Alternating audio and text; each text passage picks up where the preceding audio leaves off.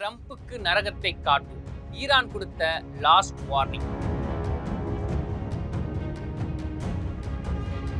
Because தளத்தை குறிவைக்கும் America. ட்ரம்பின் அடுத்த move என்ன?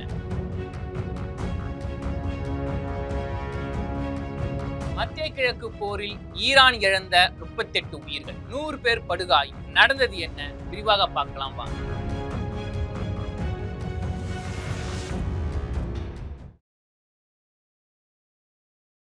ஆச்சி மசாலா. எந்த சமையலும் ருசி தேடும் ரகசியம். 20 ரூபாய்.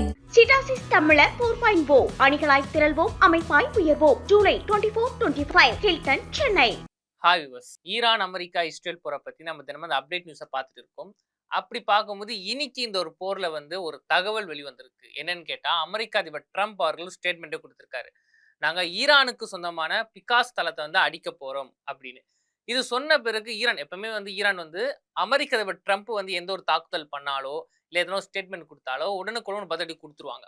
அப்படி பார்க்கும்போது இதுக்கு ஈரான் ஒரு ஸ்டேட்மெண்ட்டும் கொடுத்துருக்காங்க. ஆனா அந்த ஸ்டேட்மெண்ட் ரொம்ப ஒரு கோவமா கொடுத்துருக்காங்க. என்னன்னு கொடுத்துருக்காங்கன்னா, ஒருவேளை ட்ரம்ப் அவர்கள் பிகாஸ் தளத்தை அடித்தால் நாங்க ட்ரம்புக்கு நரகத்தை காட்ட தயாரா இருக்கும் அப்படின்னு சொல்லியிருக்காங்க. இது நீங்க கேட்கலாம், எப்பவுமே அதிபர் ட்ரம்ப் அவர்கள் ஏதோ ஒரு விஷயத்த உளறது, ஏதோ ஒரு விஷயத்த சொல்றது, அதுக்கு ஈரான் பதிலடி கொடுக்கறது ஒரு இயல்பான விஷயமா தானே இருக்கு. இப்ப இதுல என்ன ஒரு ஆச்சரியமான விஷயம், என்ன ஒரு வியப்பான விஷயம் அப்படின்னு பாத்தீங்கன்னா, இது வரைக்குமே இதுக்கு முன்னால ட்ரம்ப் அவர்கள் ஸ்டேட்மெண்ட் கொடுத்திருந்தா அது ஒன் டே கழிச்சோ இல்லைன்னா ஐஆர்ஜிசில இருக்கும் முக்கிய தலைவர்கள் தான் ஸ்டேட்மெண்ட் கொடுப்பாங்க. ஆனா இந்த வாட்டி என்னன்னா, ட்ரம்ப் அவர்கள் ஸ்டேட்மெண்ட் கொடுத்த உடனே அடுத்த 1 மணி நேரம் கழிச்சு ஈரான் ஸ்டேட்மெண்ட்டை கொடுத்திருக்காங்க. ஏன் அப்படின்னா, அந்த பிகாஸ் தளம் இருக்கு பாத்தீங்கன்னா, அது ஈரானுக்கு ரொம்ப ரொம்ப முக்கியமான ஒரு தளம். இந்த தளம் ஈரானுக்கு ஒரு மிகவும் ஒரு பக்க பலமான தளம்னு சொல்லலாம்.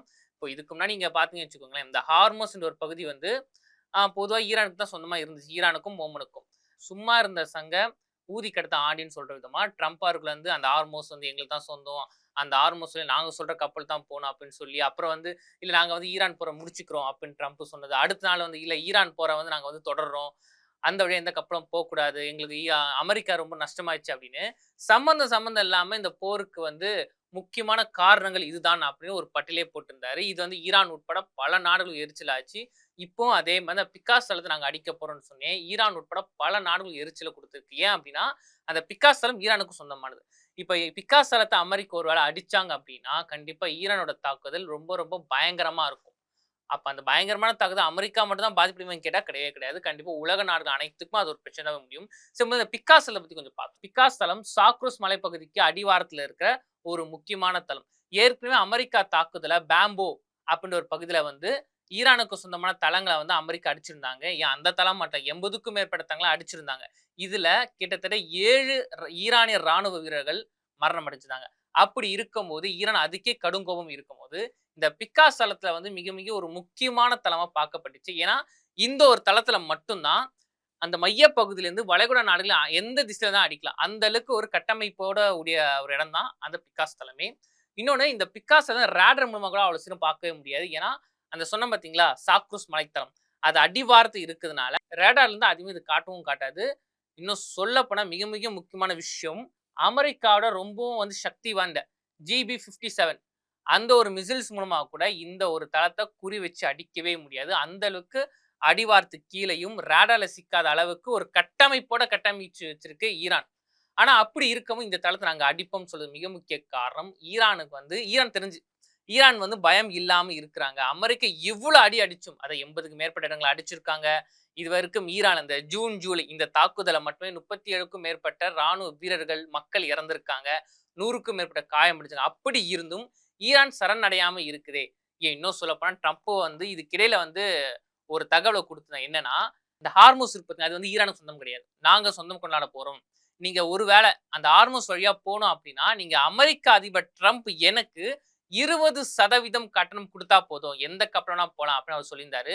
ஆனா சொல்லி இதுக்கு ஈரான் ரிப்ளை பண்ணாங்கன்னு கேட்டா ஈரான் சொல்லிட்டாங்க, நாங்க பிடிச்ச பிடி உடும்பு பிடி தான், நாங்க இந்த செயல எந்த கப்பல் இருந்தாலும் நாங்க அடிப்போம், தற்காலிகம் மூடப்பட்டிருக்கு அப்படின்னு சொன்னதை ட்ரம்ப்புக்கு உச்சந்தல்ல மிளகா தேய்ச்ச மாதிரி ஆயிடுச்சு. ஏன்னா அவ்வளோ கோவம் வந்துச்சு. அதுக்கப்புறம் கொஞ்சம் ஒரு நாள் கழிச்சு அவர் என்ன சொல்லிட்டாங்கன்னா, நாங்க அந்த ஒரு இன்ஃபர்மேஷன் கொடுத்தோம் பார்த்தீங்கன்னா நாங்க வாபஸ் வாங்கிக்கிறோம், அது ஹார்மோஸ் எங்க கண்ட்ரோல் நாங்க சொல்லல, ஆனா ஹார்மோஸ் நாங்க முற்றுகையிடுவோம் அப்படின்னு சொல்லியிருந்தாங்க.